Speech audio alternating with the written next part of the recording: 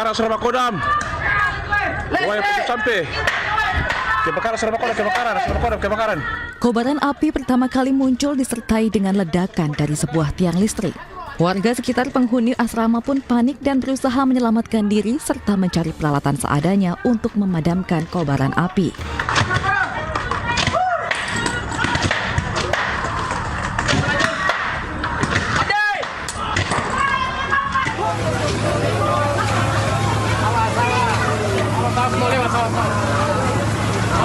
Banyaknya material bangunan rumah yang terbuat dari kayu ditambah kencangnya hembusan angin membuat api cepat membesar dan menghanguskan 10 rumah dinas milik prajurit TNI yang berada di dalam asrama Kodam 14 Hasanuddin, Jalan Bajigau, Kota Makassar, Sulawesi Selatan, Selasa siang. Api baru dapat dipadamkan 15 menit kemudian setelah puluhan unit mobil damkar Makassar dikerahkan ke lokasi. Yang terbakar ini adalah barak para prajurit tentara. Itu ada berapa jumlahnya? Yang terdata tadi itu ada 10 barak. Terus yang sempat kita evakuasi itu ada dua barak. Jadi jumlahnya 10. Yang terdampak 2, yang terbakar 10. Tidak ada korban jiwa dalam peristiwa ini. Belum diketahui pasti penyebab kebakaran, namun dugaan sementara akibat hubungan pendek arus listrik. Adapun penyebab kebakaran ini masih dalam penyelidikan pihak berwajib. Dari Makassar, Sulawesi Selatan, Yul Yuswin, iNews melaporkan.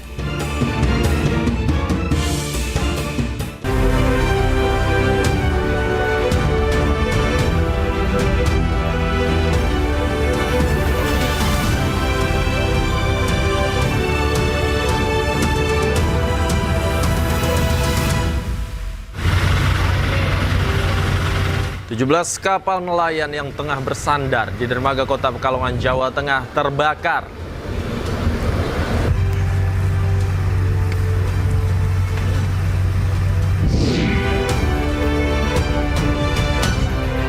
Polisi temukan dugaan rem blong saat rekonstruksi pasca kecelakaan beruntun di Cipularang.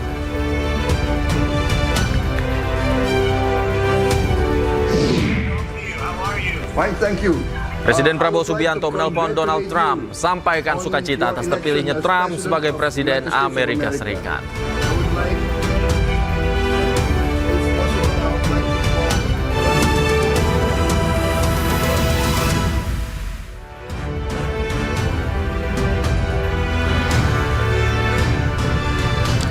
Selamat sore pemirsa, demikian tadi berita pilihan iNews sore hari ini. Bersama saya Davi Pratama. Pemirsa, kita awali iNews sore dengan informasi 17 kapal nelayan yang tengah bersandar di lokasi Tambat Labu Dermaga Kota Pekalongan, Jawa Tengah terbakar. Akibat kebakaran kapal tersebut, pasokan ikan ke tempat pelelangan ikan Pekalongan terganggu.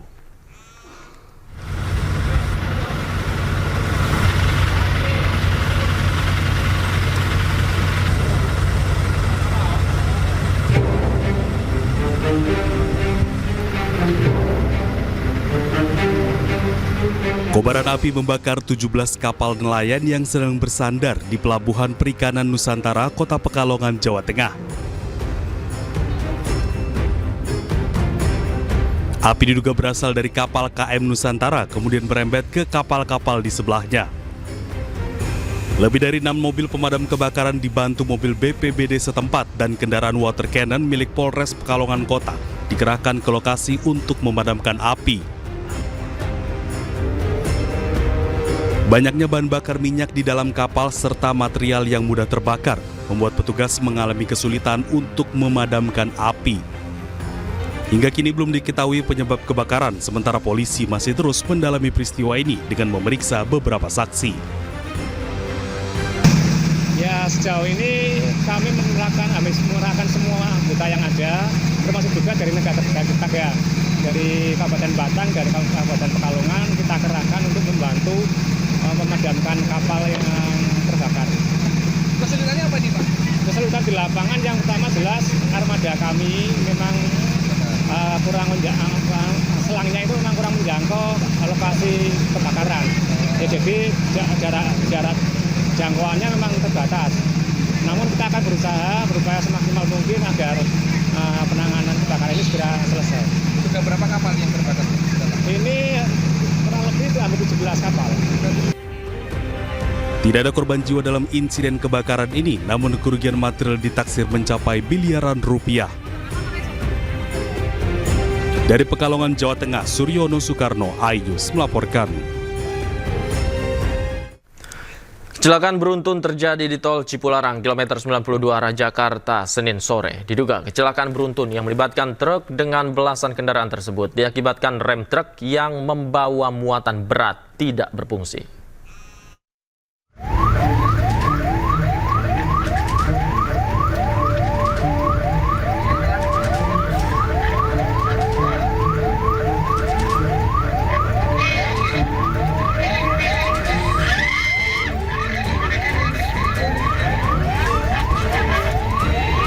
Innalillahi wa inna ilaihi raji'un.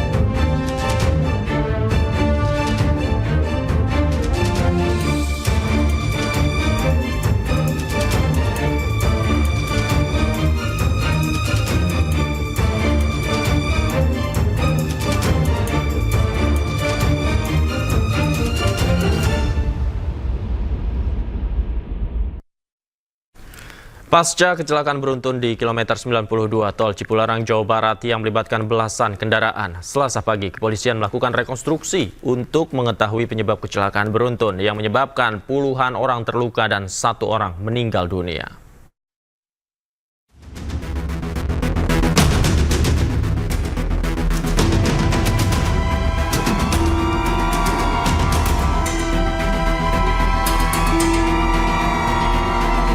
Pasca kecelakaan beruntun di kilometer 92 tol Cipularang, Jawa Barat yang melibatkan belasan kendaraan, Selasa pagi kepolisian melakukan rekonstruksi untuk mengetahui penyebab kecelakaan. Kecelakaan beruntun terjadi di tol Cipularang kilometer 92 arah Jakarta mengakibatkan belasan kendaraan rusak berat dan puluhan korban luka-luka, sementara 1 orang meninggal dunia. Dari hasil pemeriksaan sementara dalam rekonstruksi, Kepolisian Polda Jawa Barat menyebut terdapat dugaan remblong, jalan yang basah akibat hujan dan faktor kesalahan pengendara. Kita akan meneliti lagi apakah sebenarnya penyebab kecelakaannya. Apakah dari faktor kendaraan yang kemudian kendaraan tidak bisa melaksanakan pengereman, atau dari hal-hal lain yang atau dari faktor pengemudi yang kemudian lalai ataupun abai dalam mengemudikan kendaraannya.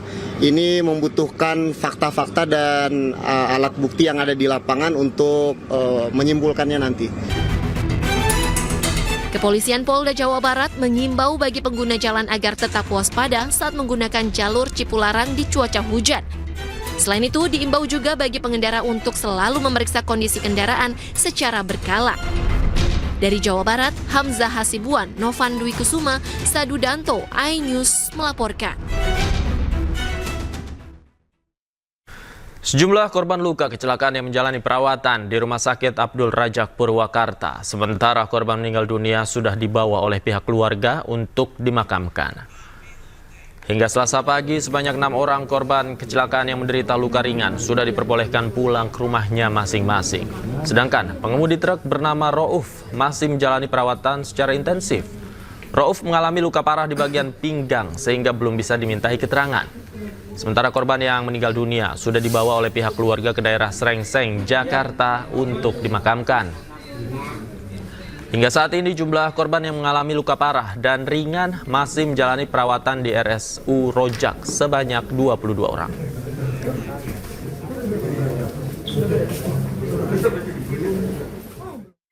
Beberapa korban kecelakaan maut di ruas tol Cipularang masih menjalani perawatan di Rumah Sakit Umum Abdul Rajak, Purwakarta. Dan untuk mengetahui informasi selengkapnya, kami telah terhubung dengan rekan kami, Irwan Setiawan, di sana. Selamat sore, Irwan.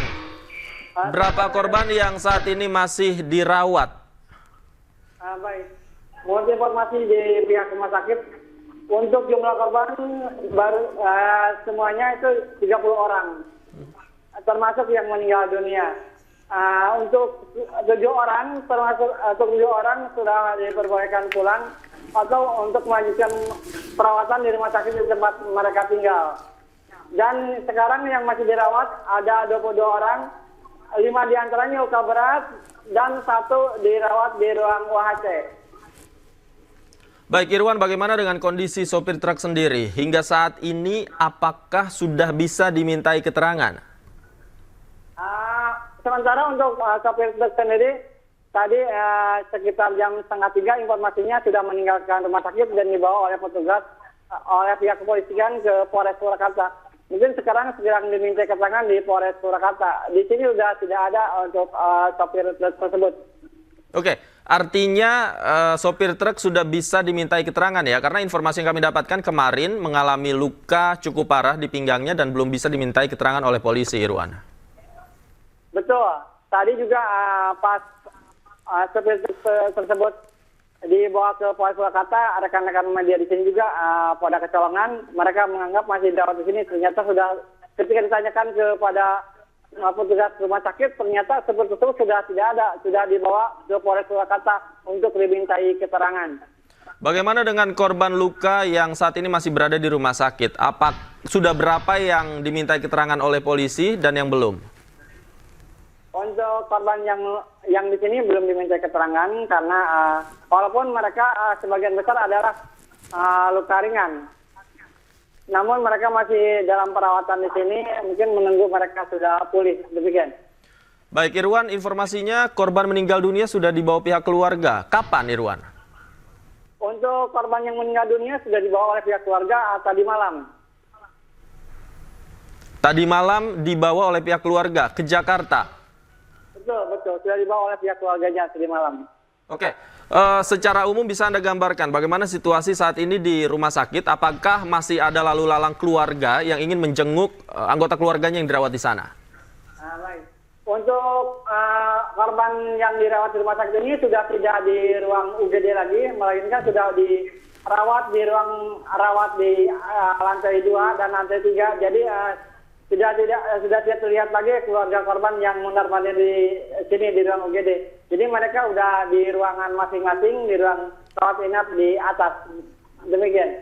Oke, kalau informasi dari pihak rumah sakit sendiri, bagaimana perawatan yang diberikan kepada para korban, terutama yang saat ini masih berada di sana? Menurut informasi di sini penanganannya cukup cukup baik. Jadi mereka terus melakukan perawatan kepada para korban yang luka berat dan luka ringan dalam kecelakaan beruntun di tol Cipularang tersebut.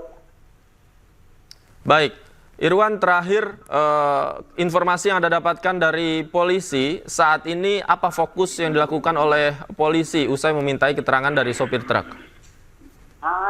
Tadi pihak kepolisian dari Polda Jabar juga akan melakukan ramcek untuk kendaraan tronton yang membawa kardus itu yang terguling di bawah Cipularang.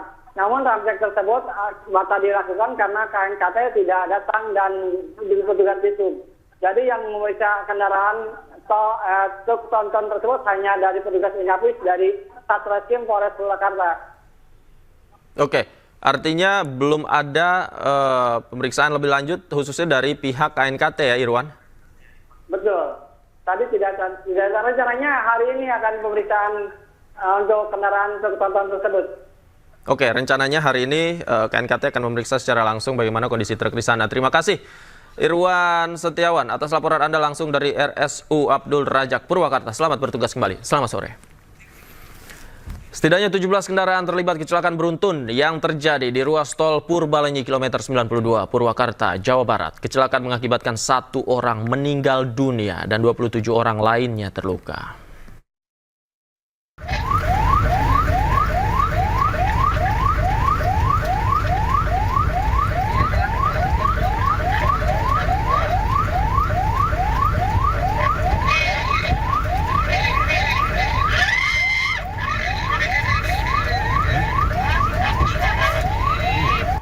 Video amatir merekam detik-detik kecelakaan beruntun di ruas tol Purbalenyi kilometer 92 arah Jakarta.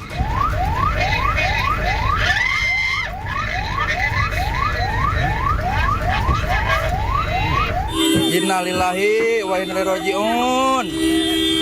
Sebanyak 17 kendaraan terlibat dalam tabrakan, diantaranya truk, mobil elf, hingga beberapa minibus. Sejumlah kendaraan pribadi dan 1 kendaraan travel rusak parah. Bahkan ada kendaraan yang bertabrakan hingga menumpuk. Seorang korban selamat dalam kecelakaan maut menuturkan kejadian berawal saat para pengemudi mulai memperlambat kendaraan di jalan yang menyempit. Tiba-tiba dari arah belakang dihantam truk. Waktu tadi itu adalah di depan itu penyempitan jalan sehingga kendaraan mulai mengurangi kecepatan untuk pelan-pelan karena ada penyempitan jalan sehingga terjadi kemacetan. Tiba-tiba kami dikagetkan dengan suara yang benturan yang sangat keras dari belakang. Posisi kami, posisi truk sendiri itu 3 mobil di belakang kami. Dan truk karena remblong kita lihat menabrakkan dinding tol sehingga mobil-mobil yang di sebelah kanan kami, ya, di jalur kanan, paling kanan, betul tertabrak. Bahkan ada 1 mobil yang melayang dan kemudian terbang ke jalan tol sebelahnya. Polisi menyebut kecelakaan diduga terjadi akibat truk mengalami remblong saat kondisi hujan deras mengguyur di lokasi. Korban ada yang meninggal dunia 1, kemudian yang luka ada 27.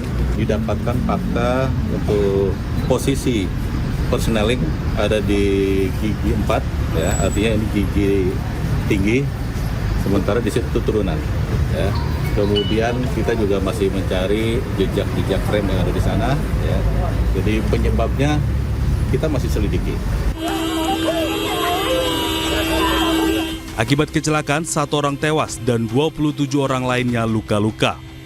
Sementara saat ini sopir truk berinisial R masih menjalani perawatan dan belum dapat dimintai keterangan. Dari Purwakarta, Jawa Barat, Tim Liputan iNews melaporkan.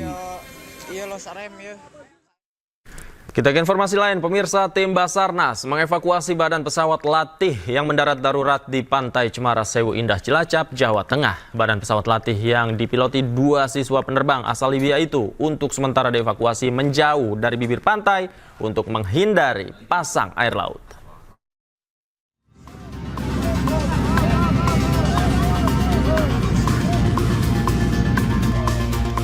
Tim Basarnas, TNI, Polri dibantu warga mengevakuasi badan pesawat latih yang mendarat darurat di Pantai Cemara Sewu Indah, Bunton, Kabupaten Cilacap, Jawa Tengah. Evakuasi dilakukan secara manual, yakni mendorong badan pesawat menggunakan papan kayu sebagai landasan roda agar tidak terperosok ke dalam pasir pantai. Badan pesawat ini untuk sementara dipindahkan sejauh 50 meter dari bibir pantai agar terhindar dari pasang air laut. Pasalnya, posisi badan pesawat hanya berjarak sekitar 5 meter dari air laut. Rencana ini kita akan menjauhi bibir pantai agar menjauh dari laut, biar nggak kena pasang, sambil menunggu pihak KNKT untuk investigasi. Untuk langkah selanjutnya? Langkah selanjutnya kalau kami dari Basarnas Cilacap tentunya kita akan membantu KNKT untuk investigasi dan membantu pihak sekolah, yaitu orang perkasa, mengevakuasi pesawat. Sebelumnya, pesawat latih milik Sekolah Penerbangan Perkasa Flight School mendarat darurat di Pantai Cemara Sewu, Cilacap, Jawa Tengah, Senin siang kemarin. Pesawat yang dipiloti 2 siswa asal negara Libya itu tengah melakukan latihan terbang. Pesawat diduga mengalami kerusakan mesin. Sementara 2 pilot siswa WNA asal Libya berhasil selamat dalam insiden ini. Dari Cilacap, Jawa Tengah, Heri Susanto, iNews melaporkan. Kapolri Jenderal Listio Sigit Prabowo memberikan respon soal wacana pemeriksaan Budi Aristiadi terkait judi online. Kami hadirkan informasinya usai jeda. Tetaplah di iNews Sore.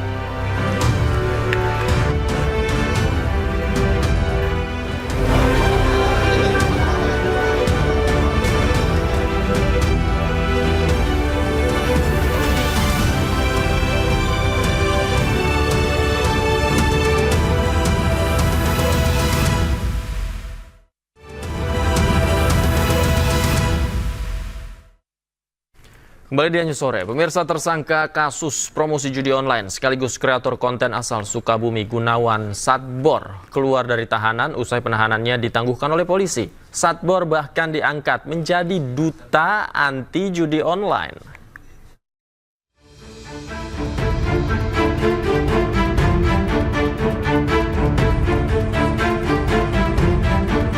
Kreator konten asal Sukabumi, Jawa Barat sekaligus tersangka kasus promosi judi online, Gunawan Satbor diangkat menjadi duta anti judi online. Hal ini disampaikan Kapolri Jenderal Listio Sigit Prabowo saat rapat dengan Komisi 3 DPR Senin siang. Pengangkatan duta anti judi online diberikan usai penahanan Satbor ditangguhkan. Gunawan Satbor saat ini kita tangguhkan dan kita jadikan dia duta untuk anti judi online. Ini juga mungkin juga bisa menjawab berbagai macam pertanyaan kenapa hanya ada perbedaan ataupun pembedaan perlakuan terhadap influencer. Intinya terhadap mereka yang belum paham kita sadarkan dan kemudian kita jadikan mereka duta untuk anti kampanye judi. Sebaliknya mereka juga kita manfaatkan untuk mendalami dan mengembangkan siapa orang-orang yang berada di belakang mereka.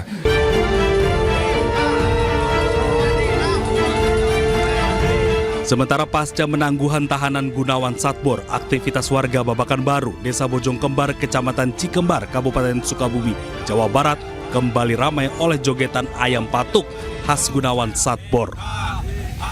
Namun dalam joget tersebut tidak dihadiri oleh sang inisiator joget Gunawan Satbor.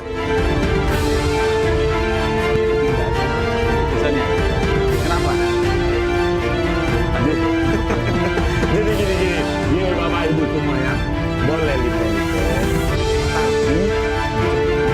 Meski tidak terlihat pada aksi joget warga, Gunawan justru terlihat berjoget bersama TikToker dari sebuah unggahan akun Instagram Herman Hadi Basuki.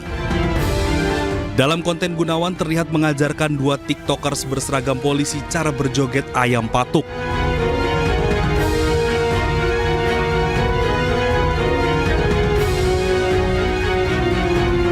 Sebelumnya, Gunawan alias Satbor dan Ahmad Supendi alias Towet ditetapkan sebagai tersangka dalam kasus promosi judi online. Dalam siaran langsung dari akun media sosial miliknya, Gunawan dan Ahmad Supendi diamankan setelah kepolisian menggalakkan pemberantasan judi online di seluruh Indonesia.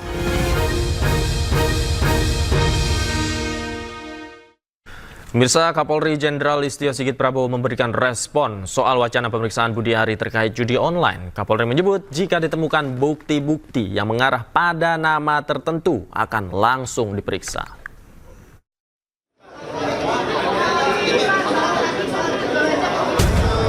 Kapolri Jenderal Listio Sigit Prabowo mengungkap, Polri membuka peluang terhadap semua pihak yang terlibat untuk diperiksa dalam kasus situs judi online. Pernyataan itu disampaikan Listio Sigit Prabowo merespon dugaan keterkaitan antara mantan Menkominfo Budi Aristiadi dengan kasus situs judi online yang melibatkan beberapa pegawai di Kementerian Komdiji. Kepolisian terus mendalami keterangan dari 2 orang pelaku yang tertangkap di Malaysia. Tidak menutup kemungkinan jika ditemukan bukti yang cukup yang mengarah ke nama Budi Aristiadi akan diproses oleh polisi. Ini kan Budi Ari juga juga lagi rame namanya Pak. Tadi kan dibilang ini akan memeriksa siapapun, apakah termasuk sosok Budi Ari juga nanti akan dimintai keterangan begitu Pak? Karena kan dulu di Kominfo, terus ada juga di Komdiki. Ya saya kira kalau nanti dalam pemeriksaan yang dilakukan oleh anggota saya mengarahkan nama-nama tertentu, saya kira tentu pasti akan diproses, akan diperiksa. Sementara itu Budi Ari memberikan respon usai namanya dikait-kaitkan dengan kasus situs judi online. Ia mengaku siap diperiksa dan mendukung penuh proses penegakan hukum atas kasus judi online. Mau ke luar negeri ya, pokoknya saya fokus ngurus operasi dan rakyat. Kita dukung penegakan hukum, dan yang ketiga kita tetap serius berantas judi online. Apa ya? Solusinya gimana Pak? Lalu kita warga negara. Dan nanti katanya polisi mau mendalami Pak. Gimana Pak? Tunggu aja dalamnya nggak apa. Kita siap dipanggil juga Pak. Pasti enggak. Berarti siap. Pasti nggak terlibat Pak. Ya. Pak kenal nggak Pak 14 pegawai Komdiki yang diperiksa Pak? Ya tahu lah namanya. Nama Budi Ari diduga terkait dengan praktek pemeliharaan situs judi online di lingkungan Kementerian Kominfo di era kepemimpinannya. Hingga kini, polisi telah menetapkan 18 orang tersangka atas kasus situs judi online. 10 diantaranya adalah pegawai di Kementerian Komdigi, sementara 8 lainnya adalah warga sipil. Dari Jakarta, Tim Liputan iNews melaporkan. Kapolri Jenderal Listio Sigit Prabowo mengaku siap mundur jika dirinya terbukti terlibat dalam tindak pidana perjudian online. Aku Pak untuk memberantas sampai dari akar sampai paling atas, bahkan saya Pak, kalau saya kedapatan saya menerima judi online, saya besok pagi mundur Pak.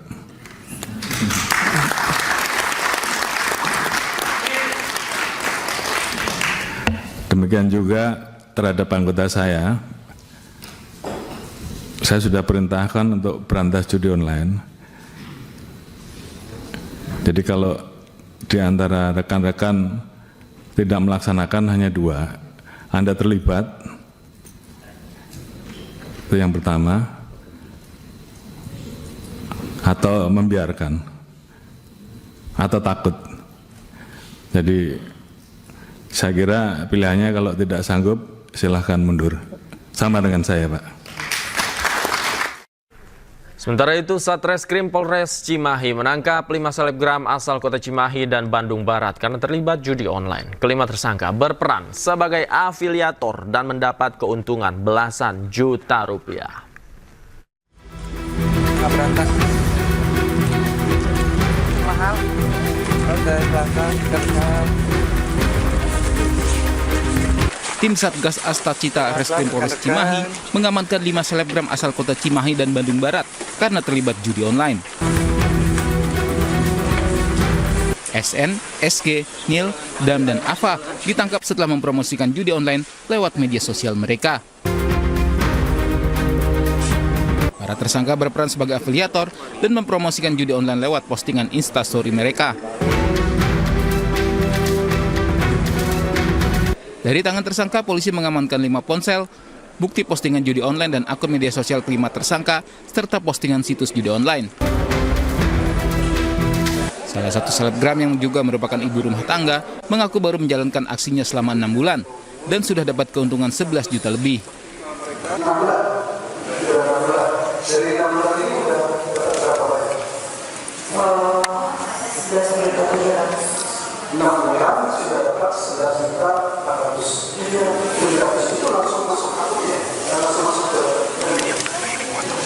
Polres Cimahi ya, melakukan pengungkapan dengan tersangka 5 orang.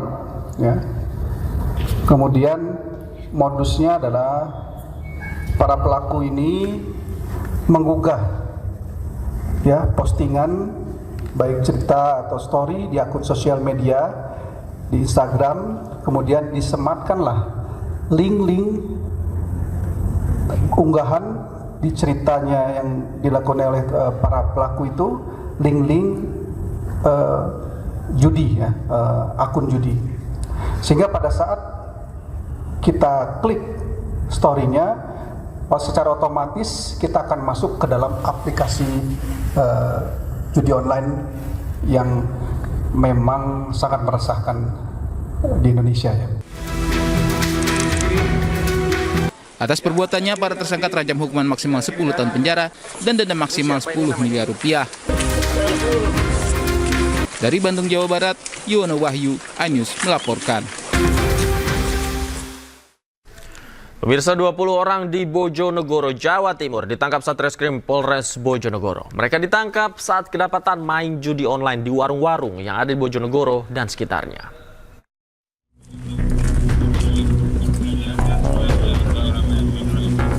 "20 orang ini diamankan Satreskrim Polres Bojonegoro gara-gara judi online. Mereka ditangkap saat kedapatan main judi online di warung yang ada di 8 lokasi dengan memanfaatkan wifi gratis. 20 orang ini terjaring razia judi yang digelar mulai 31 Oktober hingga 10 November. Aktivitas judi online kian diperketat ruang geraknya. Sering kalah atau sering menang? Tipu sih, kalah. Sering kalah atau sering menang? Kalah. Kalah. Kenapa masih dilanjutkan? Kali berani awalnya sore belum mau. Pekerjaan apa, Pak? Tani. Awal-awal ikut itu mulai dari mana? Ya, pincut ke teman itu di warung. Pincut.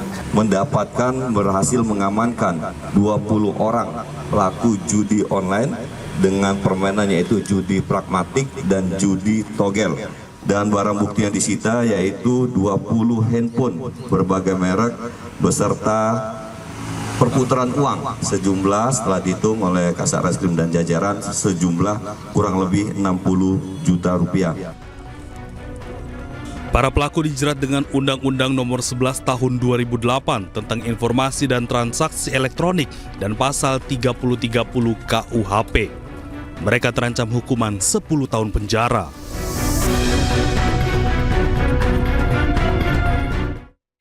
Presiden Prabowo ajak perusahaan besar Amerika Serikat tingkatkan investasi di Indonesia. iNews Sore segera kembali.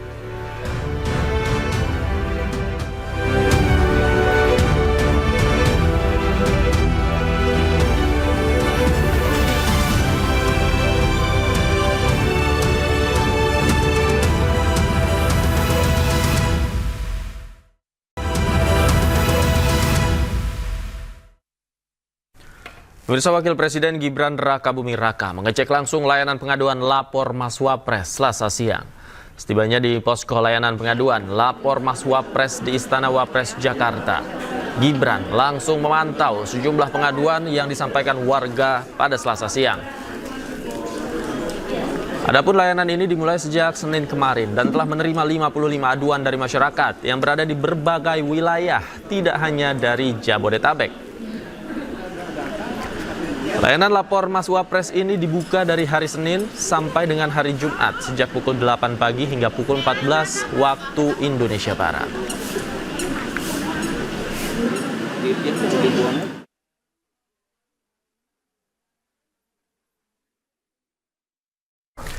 Sementara itu, calon wakil gubernur DKI Jakarta nomor urut 1 Suswono hari ini belusukan di kawasan Jagakarsa, Jakarta Selatan. Dalam belusukannya, Suswono mendengarkan curhat emak-emak yang kesulitan mendapat modal untuk mengembangkan bisnis rumahan atau UMKM. Kehadiran calon wakil gubernur Jakarta nomor urut 1 Suswono di kawasan Jagakarsa, Jakarta Selatan disambut warga. Dalam belusukannya, Suswono mendengar langsung curahan hati sejumlah ibu rumah tangga terkait permodalan untuk mengembangkan usaha rumahan. Dalam orasinya, Suswono mengatakan telah menyiapkan program ketupat, yakni kredit mudah, akses cepat, sebagai solusi praktis bagi para pelaku UMKM. Dan intinya sih hampir masalahnya sama ya dari berbagai tempat yang saya kunjungi. Di antaranya adalah problem masalah permodalan ya untuk usaha UMKM terutama yang mikro ya. Jadi mereka berharap memang ada program yaitu permodalan dan alhamdulillah akan Ridho sendiri akan memberikan program yang namanya ketupat ya, kredit tanpa bunga. 8 organisasi relawan berikrar memenangkan pasangan Ridwan Kamil Suswono pada pemilihan Gubernur Jakarta 2024 mendatang. Dan relawan kerja Ridho juga menggelar konsultasi hukum gratis serta menyuarakan program unggulan pasangan calon nomor urut 1 ini.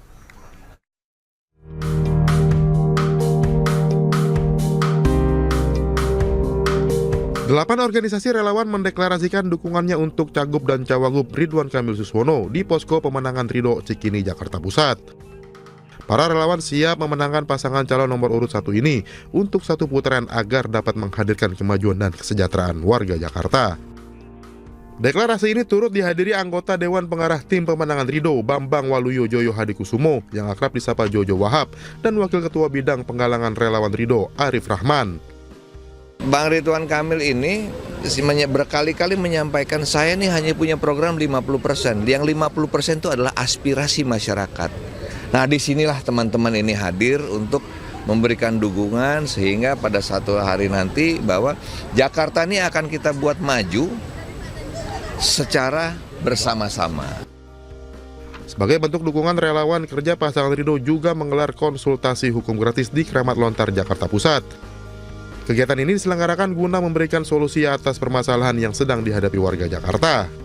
Selain penciptaan lapangan kerja yang menjadi kebutuhan dari masyarakat Jakarta, kita juga ingin memastikan bahwa hak-hak dari masyarakat, dari warga itu terpenuhi, ya.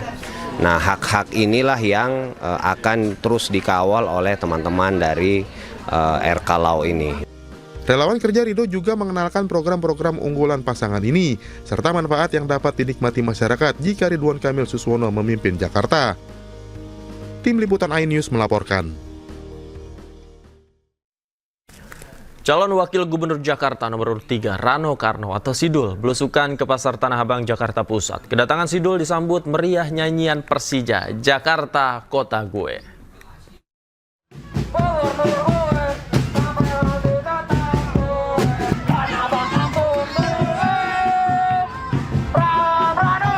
Anak-anak muda Tanah Abang pendukung Persija menyambut Rano Karno saat tiba di Pasar Tanah Abang siang tadi.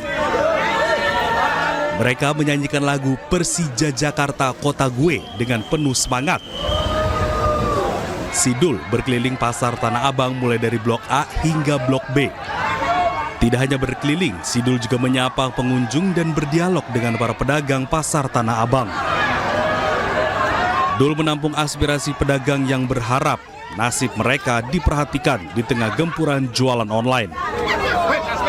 Efeknya, karena itu lama-lama akan mengalokasi yang namanya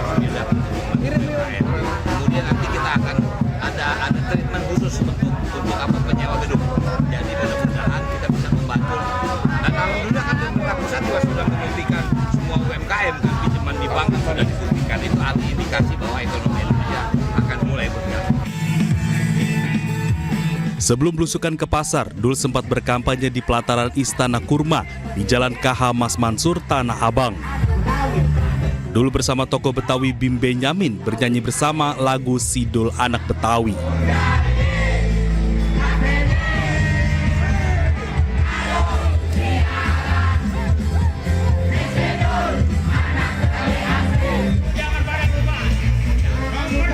Dul juga berorasi menyampaikan program-program unggulannya jika dirinya terpilih menjadi Wakil Gubernur Jakarta mendatang.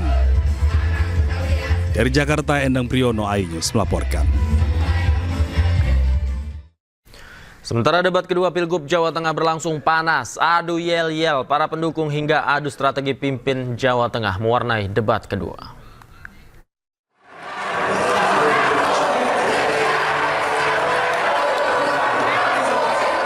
Debat kedua Pilgub Jawa Tengah berlangsung panas. Sepanjang debat, pendukung masing-masing paslon beradu yel-yel.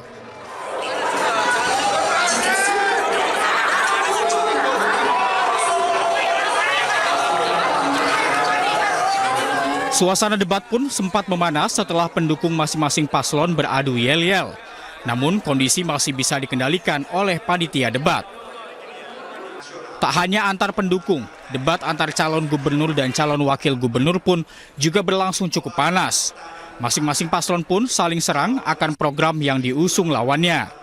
Calon Wakil Gubernur Jawa Tengah nomor urut 2, Taj Yassin Maimun, menyindir rencana calon Wakil Gubernur Jawa Tengah nomor urut 1, Hendrar Prihadi, soal pembentukan BUMD. Hendrar Prihadi pun langsung menyerang balik Gus Yassin soal harga pupuk dan kesejahteraan petani di masa pemerintahannya. Menarik yang terakhir saya menarik tadi, Mas Hendi akan bikin namanya BUMD terkait apa tadi? Pembelian pupuk ya, Mas. Hasil panen itu kami di Jawa Tengah sudah ada, Mas, BUMD-nya yang bernama Jateng Agro Berdikari. Jadi nggak perlu lagi bikin BUMD lagi. Dan ini satu-satunya yang kena inisiasi. Jadi buat kami Andika Hendi, program itu adalah harus ada kemanfaatannya buat masyarakat. Program kalau hanya tercatat sebagai program yang muluk-muluk supaya masyarakat kemudian melihat pencitraan, buat kami tidak akan melakukan gitu, Gus. Mohon maaf, Gus ya. Ilir, tabure wosumile. Debat diakhiri dengan lagu Ilir-Ilir yang dinyanyikan pasangan Ahmad Lutfi dan Taj Yassin Maimun. Debat yang digelar dengan tema membangun infrastruktur dan ketahanan pangan Jawa Tengah dalam menghadapi perubahan iklim dan meningkatkan kualitas hidup masyarakat ini pun berjalan dengan lancar. Tim Liputan, iNews melaporkan. Pemirsa, Menteri Koordinator Bidang Politik dan Keamanan Budi Gunawan tegaskan Presiden Prabowo tidak pernah mengarahkan struktur negara untuk mendukung paslon tertentu di Pilkada 2024. Presiden Prabowo juga membebaskan masyarakat memilih calon favoritnya sendiri.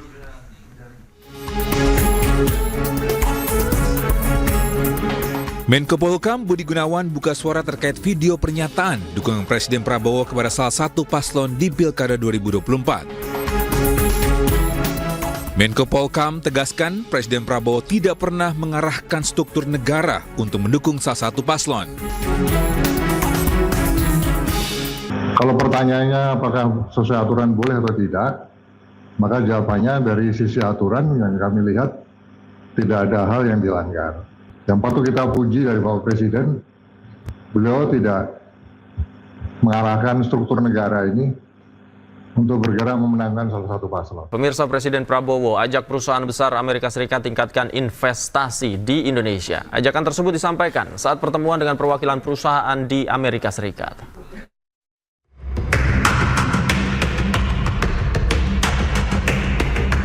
Presiden Prabowo Subianto melanjutkan lawatan kenegaraan ke Amerika Serikat. Prabowo bersama sejumlah menteri bertemu dengan organisasi non-pemerintah di United States Indonesia Society atau USINDO.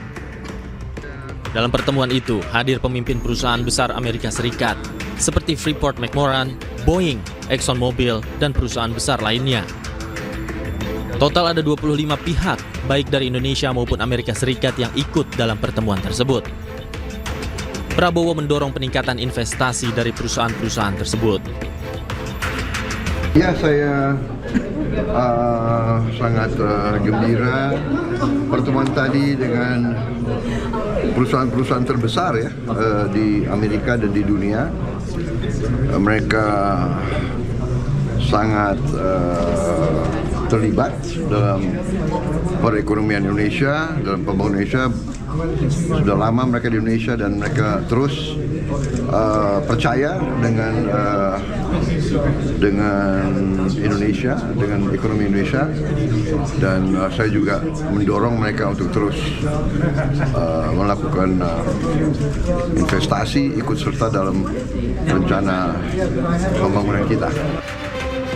Diskusi dalam pertemuan itu berjalan produktif karena perusahaan tersebut selama ini telah menjalin kerjasama dengan Indonesia. Selain investasi di bidang teknologi, isu energi terbarukan juga menjadi topik khusus yang dibicarakan bersama para pengusaha tersebut. Tim Liputan iNews melaporkan. Presiden Prabowo Subianto menelpon Donald Trump dan menyampaikan sukacita atas terpilihnya Trump sebagai Presiden Amerika Serikat. Sementara itu Trump menyebut Presiden Prabowo sebagai sosok yang luar biasa dan memuji bahasa Inggris Presiden Prabowo. How are you? Fine, thank you. I would like to congratulate you on your election as President of the United States of America. I would like, thank you so much. if possible, I would like to call personally on you. Wherever you are, I'm willing to fly to congratulate you personally, sir. Oh, that's so nice. That's so nice. Well, we'll do that anytime you want, but great job you're doing in Indonesia. Great job. Proud of you.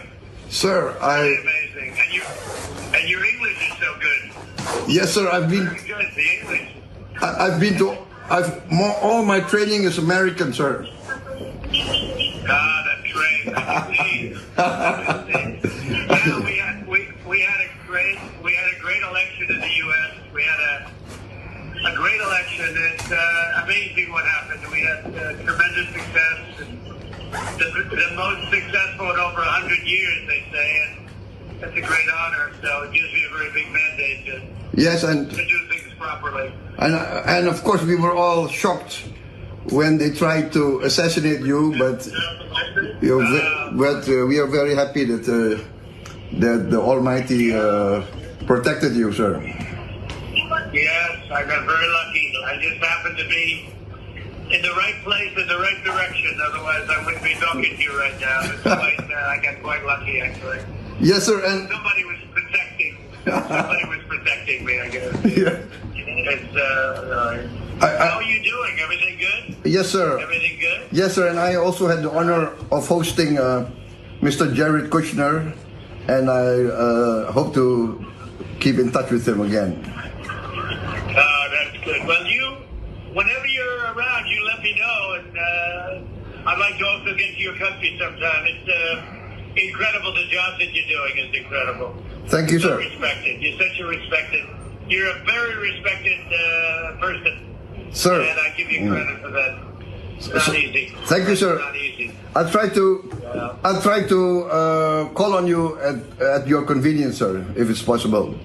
Yes, sir. Yes, you call anytime you want. You have my number. This is my number. Thank you, sir. And you call anytime you want. It's my great honor to talk to you, and I'll see you soon. I look forward to. Please send to your people, to the people of Indonesia, my regards. That I have great respect for them and for you. Okay. Thank you, sir. Thank you, sir, Mr. President. Thank you, sir.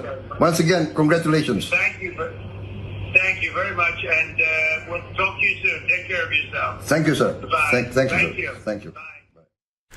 Presiden Prabowo Subianto diproyeksikan akan hadir dalam KTT APEC 2024 pada 13 November 2024 di Kota Lima, Peru. Pengamanan diperketat di sekitar gedung venue turut dilakukan dalam menyambut tamu-tamu negara anggota APEC. Pemirsa, untuk ketiga kalinya, negara Peru resmi menjadi tuan rumah untuk digelarnya KTT APEC 2024. Di tempat saya berdiri akan menjadi tempat bagaimana nanti para jurnalis maupun sejumlah delegasi akan masuk langsung ke gedung di tempat nanti diberlangsungkannya dari KTT APEC 2024. Adapun tema yang diusung untuk KTT APEC 2024 ini yakni Empower, Include, dan Grow, yang mana membahas 3 prioritas isu. Yang pertama adalah perdagangan, kemudian juga membahas digitalisasi, hingga membahas pertumbuhan yang berkelanjutan. Tentunya dalam hal ini akan dihadiri 21 negara anggota APEC, yang salah satunya adalah dari negara Indonesia, yang mana informasi yang kami terima akan langsung hadir pada 13 November waktu di negara Peru nanti sekitar pukul 5 sore, yakni kehadiran dari Presiden Republik Indonesia yakni Prabowo Subianto, yang juga akan hadir untuk membahas isu-isu yang berkaitan dengan APEC 2024 ini. Menjadi hal menarik karena untuk pertama kalinya dari Presiden Prabowo Subianto hadir langsung di KTT APEC 2024 ini, dan ini usai dilantik menjadi Presiden ke-8 Republik Indonesia. Dan selain itu pemirsa, tidak hanya di sisi depan maupun di sisi belakang, sejumlah pengamanan juga dilakukan dalam agenda APEC 2024 ini, yakni pengamanan dari kepolisian, kemudian juga penjagaannya diberlakukan dengan ketat, tentunya ini demi kelancaran APEC yang berlangsung di Kota Lima, Peru. Dari Kota Lima, Peru, Esra Barita, iNews melaporkan. Pemirsa, Kejaksaan Agung pamerkan uang tunai 301 miliar rupiah hasil sitaan kasus korupsi pada kegiatan usaha kelapa sawit PT Duta Palma Group. Kejaksaan Agung menyebut total uang yang disita dalam kasus ini yakni lebih dari 1,1 triliun rupiah. Uang tunai 301 miliar rupiah dalam bentuk pecahan 100 ribu rupiah ini dipamerkan kepada awak media di kantor Kejaksaan Agung Jakarta. Uang yang terbungkus dalam plastik dan kardus ini disita dari tersangka korporasi PT Darmex Plantations. Penyitaan uang ratusan miliar rupiah ini sebagai hasil pengembangan penanganan perkara korupsi PT Duta Palma Group di Kabupaten Indragiri Hulu. Kejaksaan Agung menyebut total uang yang disita dalam kasus ini yakni lebih dari 1,1 triliun rupiah. Tadi dialihkan dan ditempatkan pada PT DP, yaitu holding perkebunan, yang kemudian oleh PT DP dialihkan dan disamarkan ke rekening Yayasan Darmex sebesar 301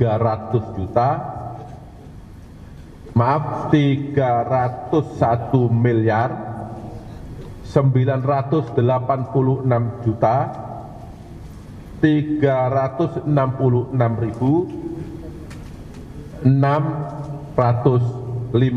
rupiah, sebagaimana yang ada di hadapan kita semua. Dan pada hari ini terhadap uang tersebut dilakukan penyitaan oleh penyidik sebagai hasil tindak pidana pencucian uang dengan pidana pokok tindak pidana. Pemirsa, perkembangan teknologi dan peningkatan akses internet membuat industri perbankan di Indonesia bertransformasi. Bank Syariah Indonesia meluncurkan Super Apps Beyond by BSI yang menghadirkan layanan finansial sosial dan spiritual komprehensif yang lebih mudah dan nyaman diakses dengan keamanan maksimal.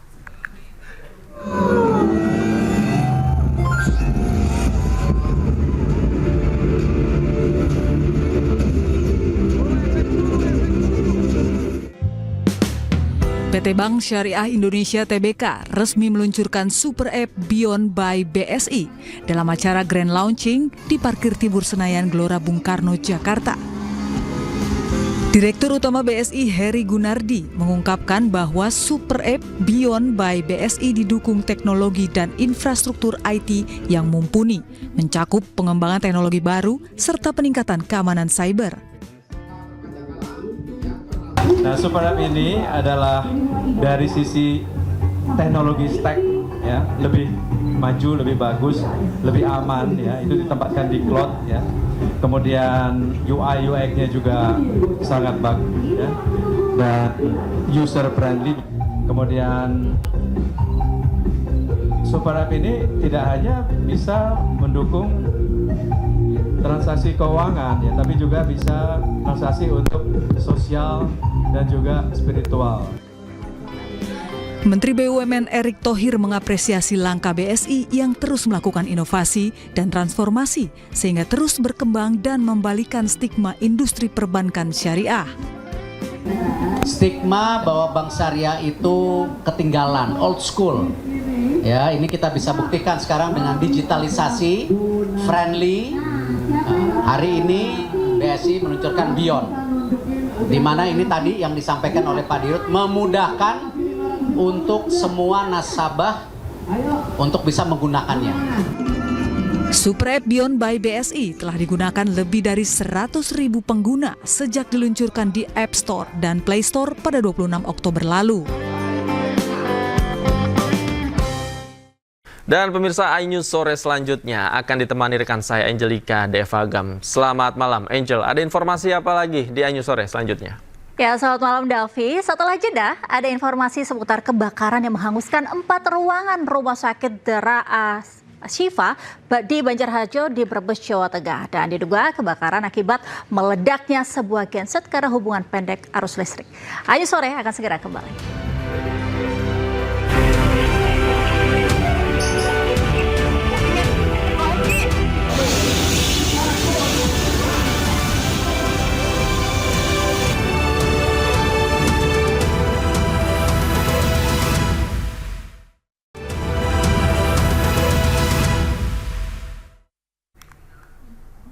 Anda kembali menyaksikan iNews sore. Pemirsa, kebakaran menghanguskan 4 ruangan rumah sakit Dara Ashifa Banjarharjo di Brebes, Jawa Tengah. Diduga kebakaran akibat meledaknya sebuah genset karena hubungan pendek arus listrik.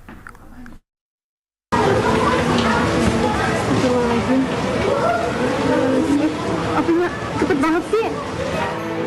Kobaran api membumbung tinggi dari atas atap Rumah Sakit Ashifa Banjarharjo, Brebes, Jawa Tengah, Selasa siang. Kobaran api muncul diduga akibat meledaknya genset karena hubungan pendek arus listrik. Ratusan pasien sempat panik dan keluar dari ruang perawatan dengan peralatan medis yang ikut dibawa. Beruntung tidak ada korban jiwa karena letak bangsal perawatan tidak berada di dekat 4 ruangan yang terbakar. Sedikitnya 4 ruangan di Rumah Sakit Ashifa terbakar, yakni ruang genset, gudang laundry, serta kamar jenazah. 8 mobil pemadam kebakaran dikerahkan ke lokasi kejadian untuk memadamkan api. Karyawan melihat adanya api dari ruang genset. Dari gensetnya itu tersebut mengeluarkan api seperti itu. Terus api itu membakar ruangan apa?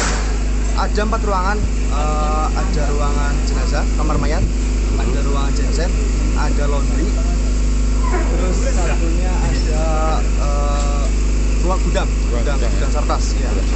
Mas. Sementara kasus kebakaran rumah sakit kini dalam penyelidikan Polres Brebes untuk mengungkap penyebab kebakaran. Dari Brebes, Jawa Tengah, Unibar, iNews melaporkan. Pasca kecelakaan beruntun di kilometer 92 Tol Cipularang, Jawa Barat yang melibatkan belasan kendaraan, Selasa pagi kepolisian melakukan rekonstruksi untuk mengetahui penyebab kecelakaan beruntun yang menyebabkan puluhan orang terluka dan 1 orang meninggal dunia.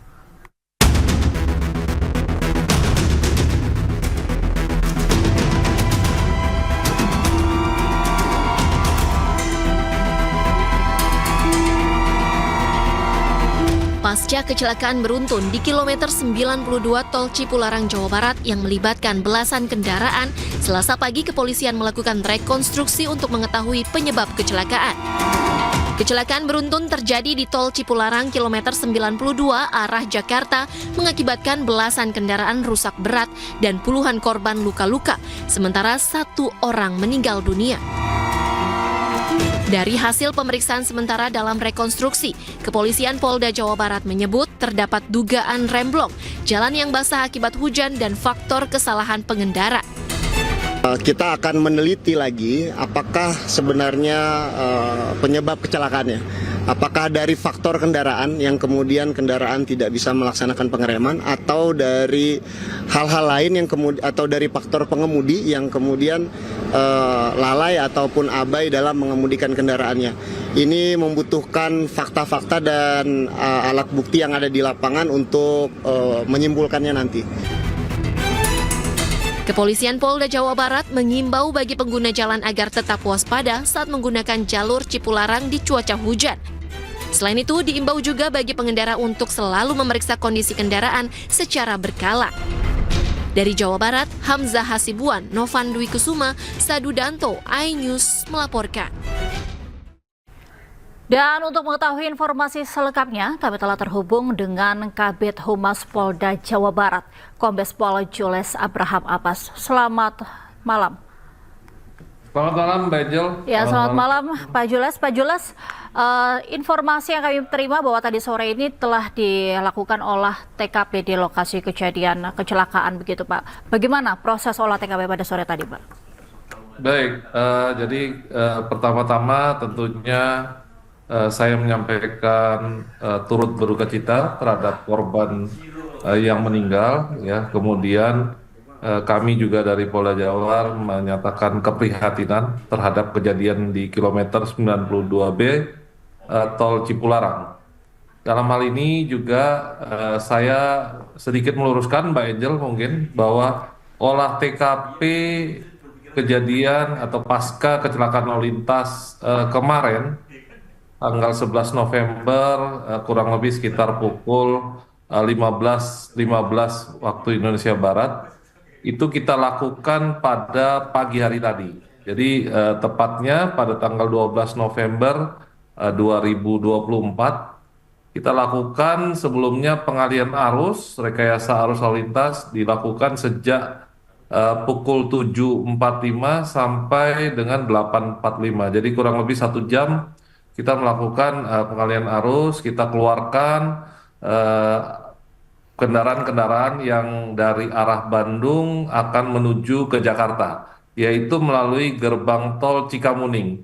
Kemudian nanti melewati jalur arteri, kemudian masuk lagi bisa melalui exit tol gerbang tol Jatiluhur serta gerbang tol Sadang. Jadi ada 2 gerbang tol yang disiapkan. Nah, khusus pelaksanaan olah TKP pada pagi tadi yang berjalan kurang lebih sejak pukul 8 pagi sampai dengan jam 9 pagi tadi, sudah dilakukan olah TKP yang dilakukan bersama-sama antara petugas kepolisian dari Satlantas Polres Purwakarta, kemudian personel Direktorat Lalu Lintas Polda Jawa Barat, dan petugas kepolisian dari Korlantas Polri.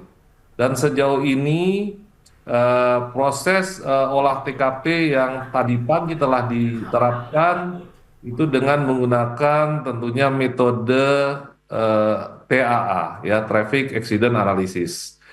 Nah, ada 4 faktor yang kita lakukan analisa, yang kita cermati.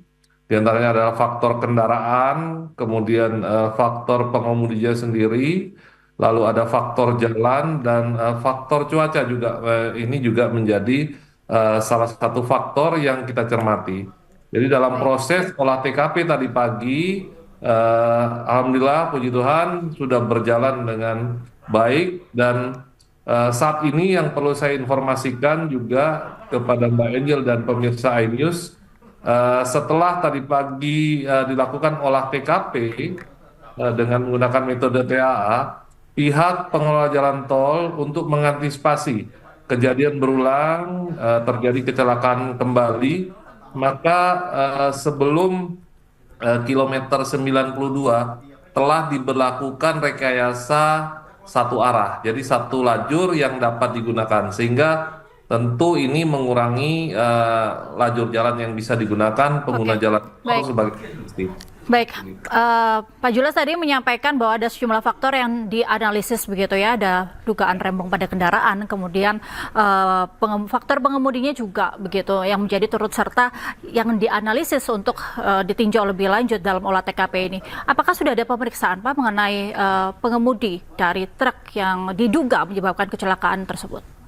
Baik, jadi perlu saya garis bawahi bahwa dari evakuasi yang sudah kita lakukan bersama-sama dengan stakeholder terkait, jadi kami menemukan ada 17 kendaraan yang terlibat, kemudian ada 29, kami ulangi, ada 30 yang menjadi korban dalam kecelakaan tersebut. 1 meninggal dunia dan 29 mengalami luka.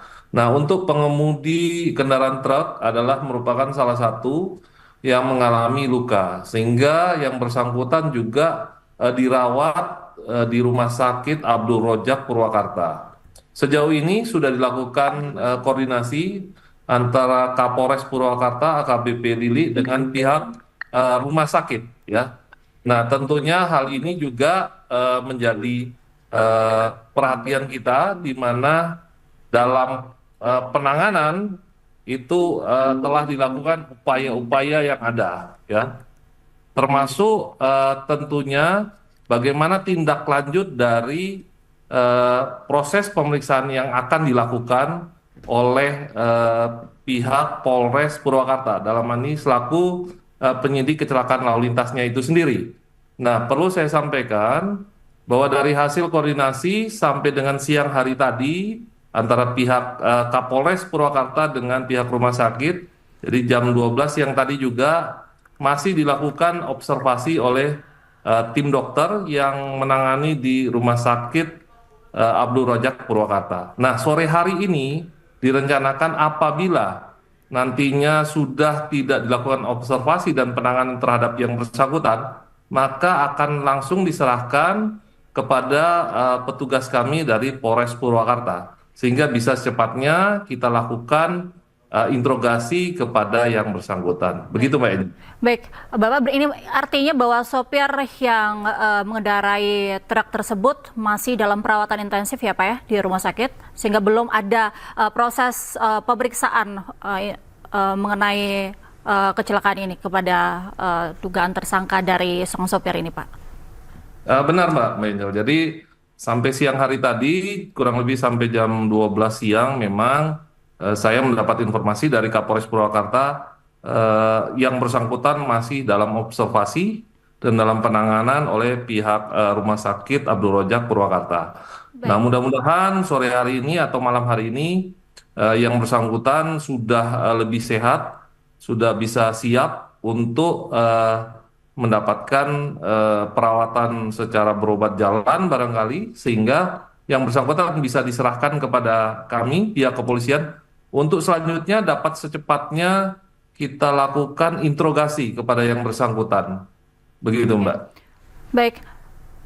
Kalau terbukti jika adanya dari pemeriksaan olah TKP dan juga pemeriksaan lainnya dari pihak kepolisian, jika terbukti lalai, apa yang tindak tegas yang dilakukan oleh pihak kepolisian, Pak? Baik. Tentu ada faktor-faktor yang tadi juga menjadi analisa kita yang terus kita cermati. Nah, terkait dengan pembuktian ini juga tentu kita bekerja sama dengan instansi terkait ya. Tentu ada Dinas Perhubungan dalam hal ini terkait dengan kondisi daripada kendaraan tersebut, dan juga ada pihak APM, akan pemegang merek sendiri. Nah, ini juga harus kita lakukan secepatnya, sehingga nanti dalam proses untuk menentukan akibat atau penyebab dari kejadian kecelakaan tersebut, kemudian menentukan pelakunya, maka kita akan secepatnya berkoordinasi dengan pihak-pihak terkait. Dan tentu kita juga mengharapkan kita juga secepatnya dapat memeriksa saksi yang ada di lokasi, baik pengemudi lainnya maupun mungkin penumpang ya yang turut serta dalam kejadian laka lantas tersebut. Baik, terima kasih banyak atas informasinya Kombes Pol Julius Abraham Abbas, Kabid Humas Polda Jawa Barat. Terima kasih telah bergabung bersama kami. Tentunya kami harapkan proses dari pemeriksaan ini akan berjalan transparan dan menemukan titik temu. Terima kasih. Selamat malam. Baik, terima kasih Mbak Ejel. Selamat sore. Pemirsa, belasan bangkai kendaraan yang terlibat kecelakaan beruntun di Tol Cipularang kilometer 92 saat ini berada di eksit Tol Jatiluhur Purwakarta. Rencananya, Komisi Nasional Keselamatan Transportasi atau KNKT akan melakukan pemeriksaan layak jalan terhadap truk tronton yang diduga menjadi penyebab kecelakaan. Belasan kendaraan yang terlibat kecelakaan beruntun saat ini berada di eksit Tol Jatiluhur Purwakarta. Rata-rata kendaraan ini mengalami kerusakan berat. Tim Inafis Polres Purwakarta memeriksa sejumlah bangkai kendaraan yang terlibat kecelakaan beruntun di Tol Cipularang kilometer 92. Tim Inafis juga pemeriksaan truk tronton terutama di bagian depan termasuk bagian pengereman. Rencananya Komisi Nasional Keselamatan Transportasi atau KNKT juga akan memeriksa truk tronton ini untuk mengetahui penyebab pasti kecelakaan.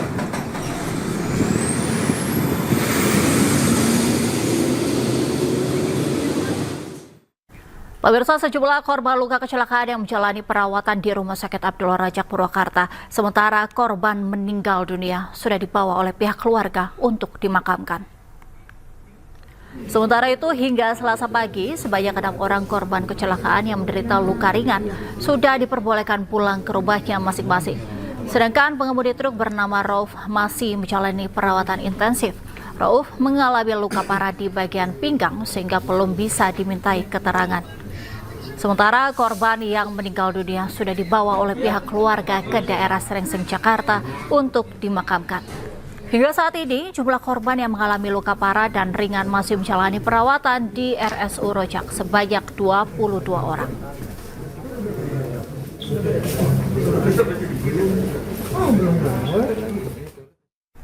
Pemirsa, setidaknya 17 kendaraan terlibat kecelakaan beruntun yang terjadi di ruas tol Purbalenyi kilometer 92 Purwakarta, Jawa Barat.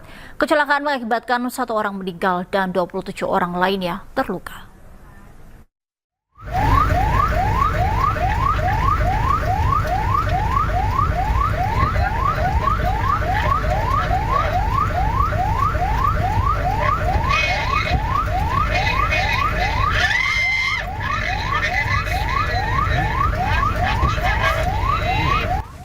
Video amatir merekam detik-detik kecelakaan beruntun di ruas tol Purbalenyi kilometer 92 arah Jakarta.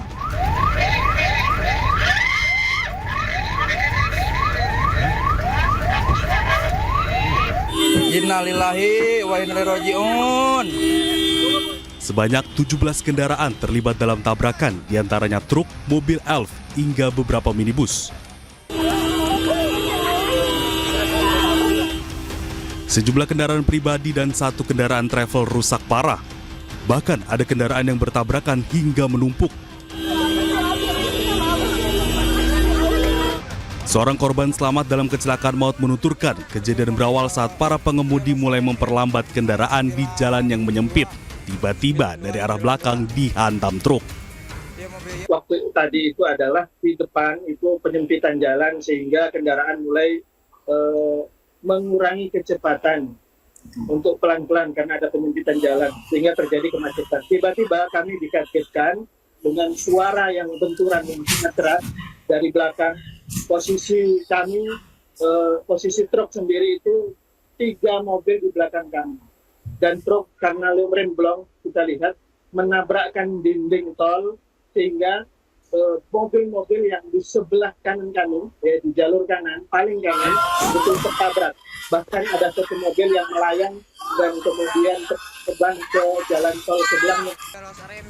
Polisi menyebut kecelakaan diduga terjadi akibat truk mengalami remblong saat kondisi hujan deras mengguyur di lokasi. Didapatkan fakta untuk posisi persneling ada di gigi 4, ya, artinya ini gigi tinggi, sementara di situ turunan. Ya. Kemudian kita juga masih mencari jejak-jejak rem yang ada di sana. Ya. Jadi penyebabnya kita masih selidiki.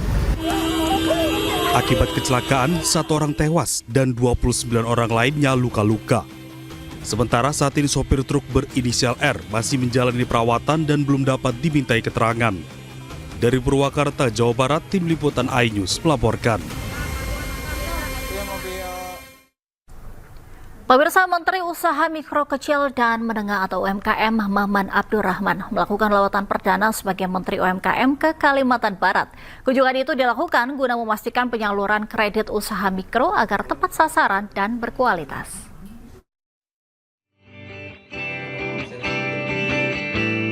Bertempat di pendopo Gubernur Kalimantan Barat, Menteri Usaha Mikro Kecil Menengah atau UMKM Maman Abdurrahman berdiskusi dengan ratusan pelaku UMKM se-Kalimantan Barat. Kunjungan ini sekaligus menyerahkan secara langsung penyaluran kredit usaha rakyat atau KUR. Maman memastikan penyaluran KUR kepada UMKM tak hanya tepat sasaran, melainkan harus mempertimbangkan aspek kualitas termasuk kepastian pembinaan terhadap penerima KUR agar meningkatkan skala usaha para pelaku UMKM.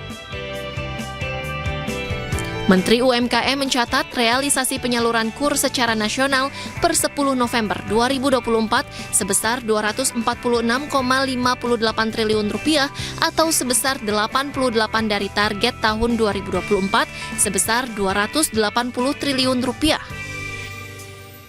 Angka ini diberikan kepada 4,27 juta debitur.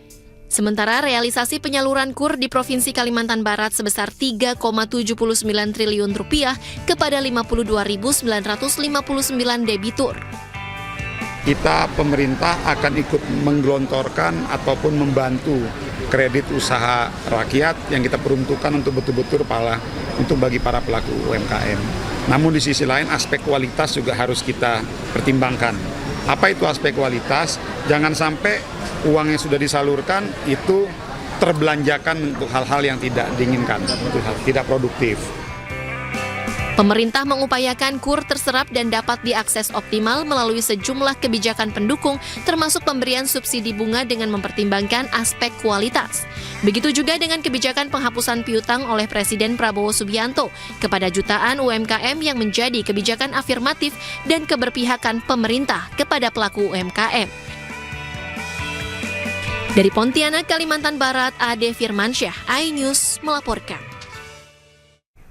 Timnas Indonesia siap hadapi Jepang di lanjutan kualifikasi Piala Dunia 2026 pada Jumat mendatang. Sesaat lagi di iNews Sore.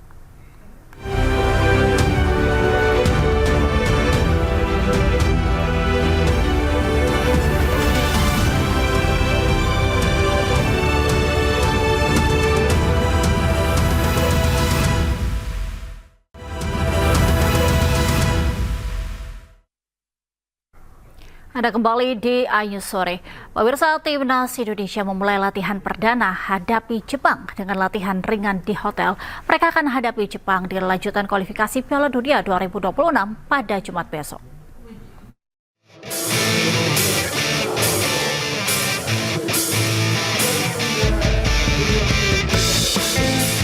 Timnas Indonesia jalani latihan perdana di hotel setelah berkumpul untuk persiapan menghadapi laga Jepang dan Arab Saudi.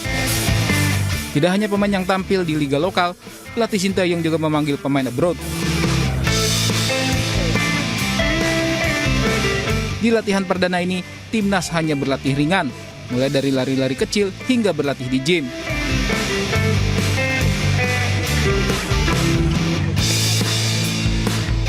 Latihan ini bertujuan untuk tingkatkan kebugaran para pemain sebelum jalani latihan sebenarnya di lapangan.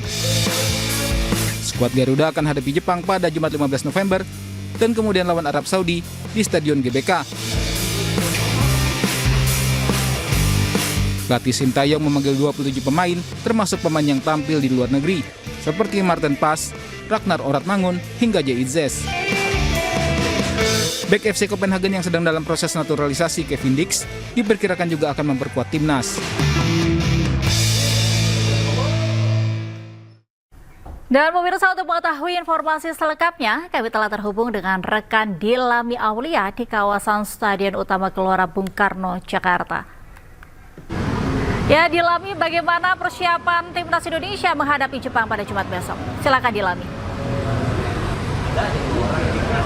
Ya, selamat malam Angel dan juga pemirsa. Tentunya Timnas Indonesia tidak membuang waktu dalam bertanding melawan Timnas Jepang. Di mana hari ini pun latihan dari Timnas Indonesia sedang berlangsung di Stadion Madia Jakarta, yang mana nantinya pada tanggal 15 November 2024 Timnas Indonesia akan melawan Jepang dalam putaran ketiga kualifikasi Piala Dunia 2026 zona Asia. Yang mana tadi Angel, kalau kita melihat tadi sudah ada beberapa sejumlah pemain yang hadir untuk latihan. Ada Rafael Struijk, kemudian ada Sandy Walsh, ada Pratama Arhan, ada Rizky Ridho, dan juga ada tambahan pemain baru yakni Kevin Dix. Yakni merupakan pemain keturunan Indonesia Belanda yang baru saja dinaturalisasi dan tentunya siap dalam membawa nama merah putih Indonesia dalam bertanding melawan timnas Jepang. Tadi juga kami awak media sempat mewawancarai salah satu pemain yakni Justin Hubner, dan kami bertanya terkait dengan nantinya persiapan pada tanggal 15 November. Nah, Justin mengungkapkan bahwa ia sudah sangatlah siap secara fisik dan juga mental, kemudian juga ia tidak sabar untuk menunggu pertandingan dikarenakan untuk 15 November melawan timnas Jepang ini akan dilaksanakan di Stadion Gelora Bung Karno, Jakarta, dan tentunya akan terjadi antusiasme atau lonjakan semangat yang sangatlah tinggi dari pendukung Indonesia, supporter Indonesia yang tentunya juga akan meningkatkan semangat dari para pemain timnas. Tadi Coach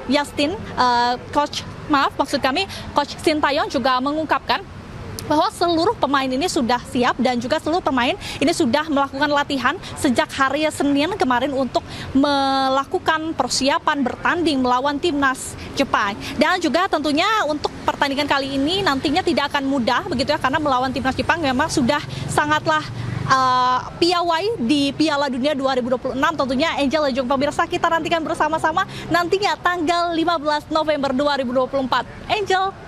Baik, terima kasih laporan Dilami Aulia langsung dari kawasan Stadion Gelora Bung Karno, Jakarta. Pemirsa, setelah tiba di Indonesia, timnas Jepang langsung menjalani latihan perdana di lapangan A Gelora Bung Karno.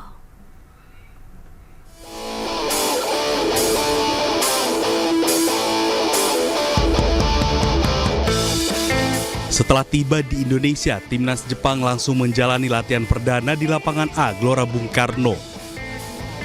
Latihan baru diikuti 6 pemain, yakni 4 pemain abroad dan 2 bermain di liga lokal. Para pemain menjalani latihan ringan dipimpin oleh pelatih Hajime Moriyasu. Meski baru diikuti 6 pemain, Samurai Biru menginformasikan pemain lainnya sudah datang ke Indonesia, namun tak diikuti latihan. For the match, we will win. You will win. Okay. We are strong, very strong. That's why, okay, we will win. So okay. you guys will train in Indonesia. Is a good team, huh? Good team. Good team. Indonesia is a good team. Yeah, good team. Okay. So they grow up. How about the score, sir? The prediction of the score. Difficult score. But okay, we will win. Sementara itu, sejumlah pemain timnas Indonesia sudah berkumpul baik yang datang dari klub mereka di Eropa maupun dari klub lokal mereka.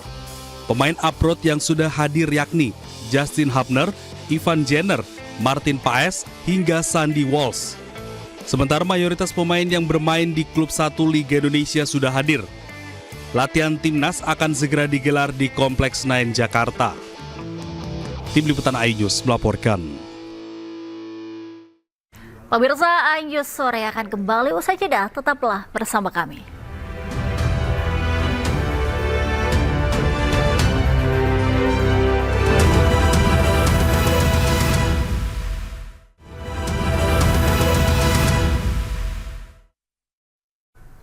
Anda kembali di iNews sore bersama kami. Pemirsa, Wakil Presiden Gibran Rakabuming Raka mengecek langsung layanan pengaduan lapor Mas Wapres pada Selasa siang. Setibanya di posko layanan pengaduan lapor Mas Wapres di Istana Wapres Jakarta, Gibran langsung memantau sejumlah pengaduan yang disampaikan warga pada Selasa siang. Adapun layanan ini dimulai sejak Senin kemarin dan telah menerima 55 aduan dari masyarakat yang berada di berbagai wilayah, tidak hanya dari Jabodetabek. Layanan lapor Mas Wapres ini dibuka dari hari Senin sampai dengan hari Jumat sejak pukul 8 pagi hingga pukul 14 waktu Indonesia Barat.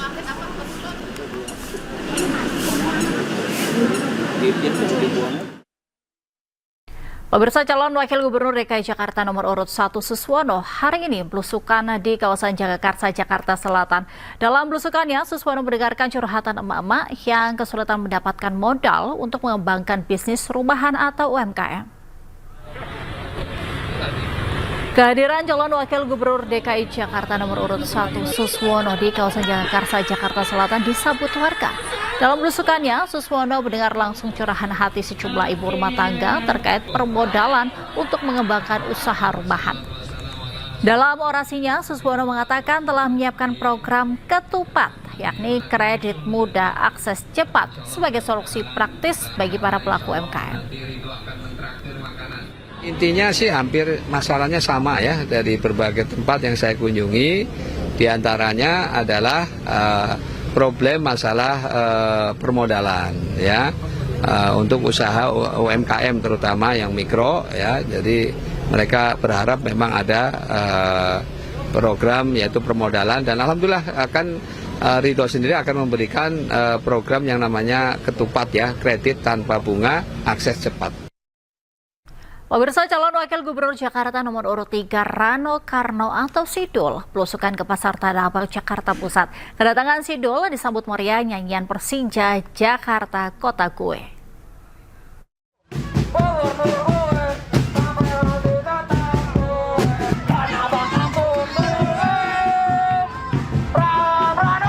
Anak-anak muda Tanah Abang pendukung Persija menyambut Rano Karno saat tiba di Pasar Tanah Abang siang tadi.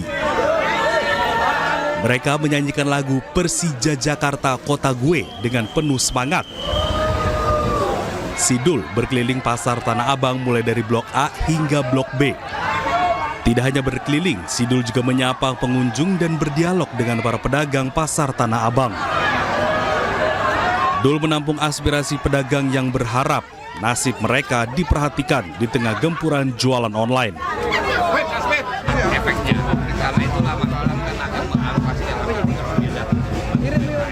kemudian nanti kita akan ada treatment khusus untuk penyewa gedung. Jadi mudah-mudahan kita bisa membantu. Dan alhamdulillah kan pemerintah pusat juga sudah memberikan semua UMKM kan pinjaman di bank kan sudah dibuktikan, itu arti indikasi bahwa ekonomi Indonesia akan mulai bergerak. Sebelum belusukan ke pasar, Dul sempat berkampanye di pelataran Istana Kurma di Jalan KH Mas Mansur, Tanah Abang. Dul bersama tokoh Betawi Bim Benyamin bernyanyi bersama lagu Sidul Anak Betawi.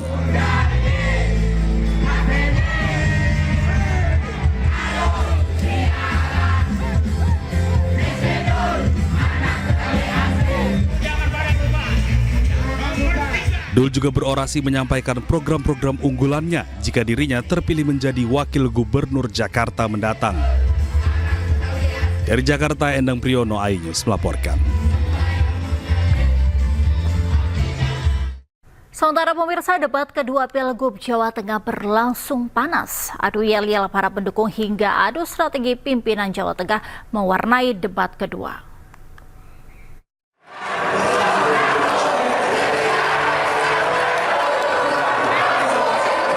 Debat kedua Pilgub Jawa Tengah berlangsung panas.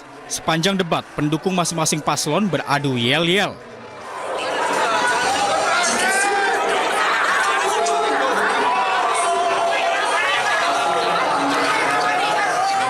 Suasana debat pun sempat memanas setelah pendukung masing-masing paslon beradu yel-yel.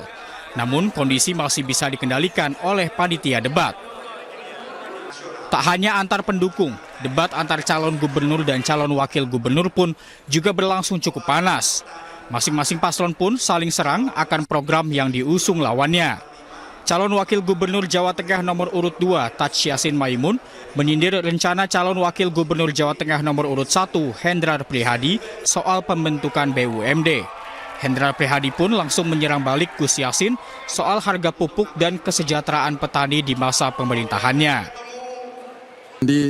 Menarik yang terakhir saya menarik tadi, Mas Hendi akan bikin namanya BUMD terkait apa tadi?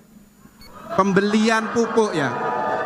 Mas, hasil panen itu kami di Jawa Tengah sudah ada Mas BUMD-nya yang bernama Jateng Agro Berdikari. Jadi nggak perlu lagi bikin BUMD lagi. Dan ini satu-satunya yang kena inisiasi. Jadi buat kami Andika Hendi, program itu adalah harus ada kemanfaatannya buat masyarakat. Program kalau hanya tercatat sebagai program yang muluk-muluk supaya masyarakat kemudian melihat pencitraan, buat kami tidak akan melakukan gitu Gus. Mohon maaf Gus ya. Ilir, tambure wosumiler. Debat diakhiri dengan lagu Ilir-Ilir yang dinyanyikan pasangan Ahmad Lutfi dan Taj Yassin Maimun. Debat yang digelar dengan tema membangun infrastruktur dan ketahanan pangan Jawa Tengah dalam menghadapi perubahan iklim dan meningkatkan kualitas hidup masyarakat ini pun berjalan dengan lancar. Tim Liputan, iNews melaporkan. Pemirsa, Menteri Koordinator Bidang Politik dan Keamanan Budi Gunawan tegaskan Presiden Prabowo tidak pernah mengarahkan struktur negara untuk mendukung paslon tertentu di Pilkada 2024. Presiden Prabowo juga membebaskan masyarakat memilih calon favoritnya.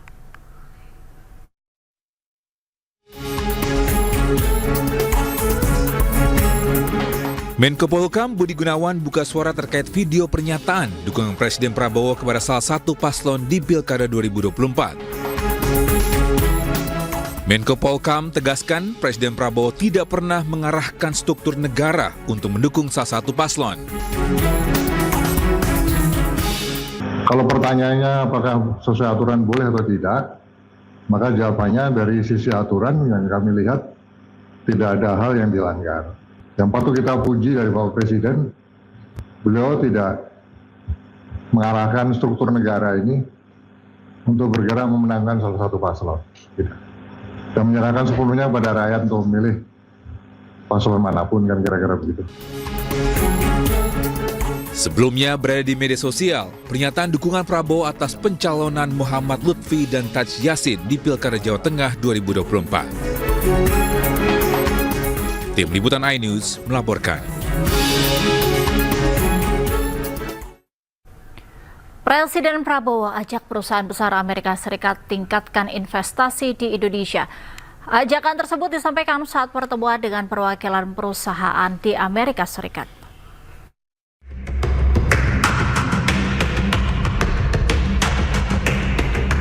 Presiden Prabowo Subianto melanjutkan lawatan kenegaraan ke Amerika Serikat.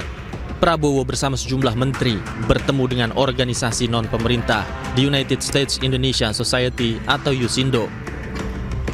Dalam pertemuan itu hadir pemimpin perusahaan besar Amerika Serikat seperti Freeport-McMoRan, Boeing, ExxonMobil, dan perusahaan besar lainnya. Total ada 25 pihak, baik dari Indonesia maupun Amerika Serikat yang ikut dalam pertemuan tersebut. Prabowo mendorong peningkatan investasi dari perusahaan-perusahaan tersebut. Ya, saya sangat gembira pertemuan tadi dengan perusahaan-perusahaan terbesar ya di Amerika dan di dunia. Mereka sangat terlibat dalam perekonomian Indonesia, dalam pembangunan Indonesia. Sudah lama mereka di Indonesia dan mereka terus percaya dengan Indonesia, dengan ekonomi Indonesia, dan saya juga mendorong mereka untuk terus melakukan investasi, ikut serta dalam rencana pembangunan kita. Diskusi dalam pertemuan itu berjalan produktif karena perusahaan tersebut selama ini telah menjalin kerjasama dengan Indonesia. Selain investasi di bidang teknologi, isu energi terbarukan juga menjadi topik khusus yang dibicarakan bersama para pengusaha tersebut. Tim Liputan iNews melaporkan.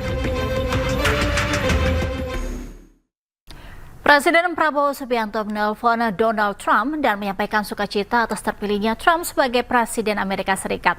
Sementara itu, Trump menyebut Presiden Prabowo sebagai sosok yang luar biasa dan memuji bahasa Inggris Presiden Prabowo. Nice to talk to you. How are you? Fine, thank you. I would like to congratulate you on your election as President of the United States of America. I would like... Thank you so much. If possible, I would like to call personally on you. Wherever you are, I'm willing to fly to congratulate you personally, sir. Oh, that's so nice.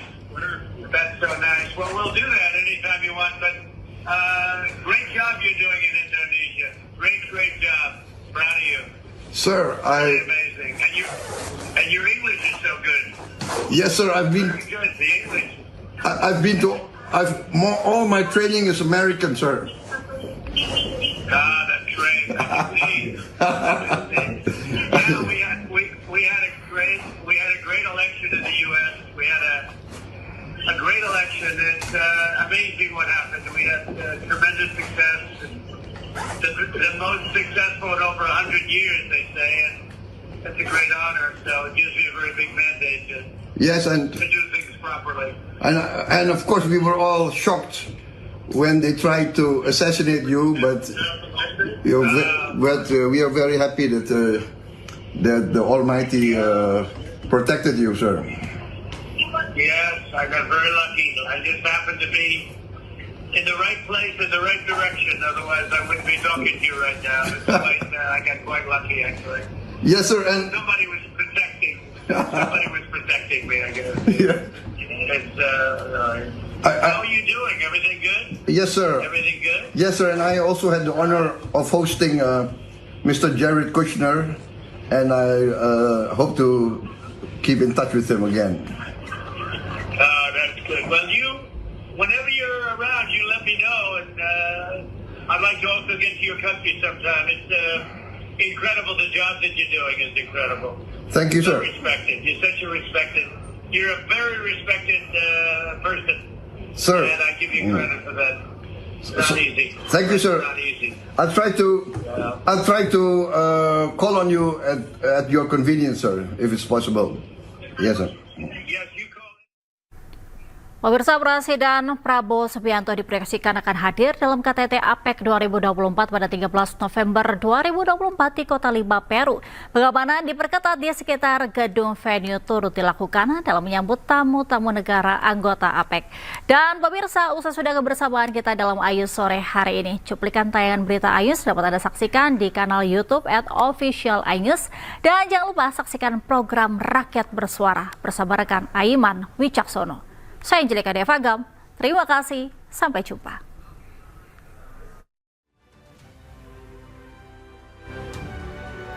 Pemirsa, untuk ketiga kalinya, negara Peru resmi menjadi tuan rumah untuk digelarnya KTT APEC 2024. Di tempat saya berdiri akan menjadi tempat bagaimana nanti para jurnalis maupun sejumlah delegasi akan masuk langsung ke gedung di tempat nanti diberlangsungkannya dari KTT APEC 2024. Adapun tema yang diusung untuk KTT APEC 2024 ini yakni Empower, Include, dan Grow, yang mana membahas 3 prioritas isu. Yang pertama adalah perdagangan, kemudian juga membahas digitalisasi, hingga membahas pertumbuhan yang berkelanjutan. Tentunya dalam hal ini akan dihadiri 21 negara anggota APEC, yang salah satunya adalah dari negara Indonesia, yang mana informasi yang kami terima akan langsung hadir pada 13 November waktu di negara Peru nanti sekitar pukul 5 sore, yakni kehadiran dari Presiden Republik Indonesia yakni Prabowo Subianto, yang juga akan hadir untuk membahas isu-isu yang berkaitan dengan APEC 2024 ini. Menjadi hal menarik karena untuk pertama kalinya dari Presiden Prabowo Subianto hadir langsung di KTT APEC 2024 ini,